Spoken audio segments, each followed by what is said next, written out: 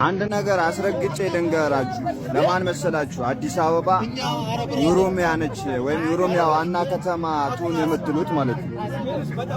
እኔ አንድ ነገር አስረግጬ ነግራችኋለሁ። ዶክተር አብይም ሆነ ሽመልስ አብዲሳ ሌሎችም የኦሮሚያ ፖለቲከኞች እኔ ማታቀኝ ከሆነ ቶፊቅ ሁሴን ሽኩር፣ ኢብራሂም ጃባ ብራሮ፣ ሳይቦ ጅባቦ፣ ጉደታ ገንወ ማታቀኝ ከሆነ አማይደፍር ነቋምት ግርሜ ሲዲ ሀጂ ዑመር እባላለሁ። አዲስ አበባ የኦሮሞ ነች ካልክ ከስልጤ ጀምሮ እስከ ሰበታ ድረስ ያለው የጉራጌ ግዛት ትመልሳል። እኛ ምድር የሁሉም ነች ነው የምንለው። ገብቶሃል? ሙሉ ስልጤ ጉራጌ ነው ታውቃለህ።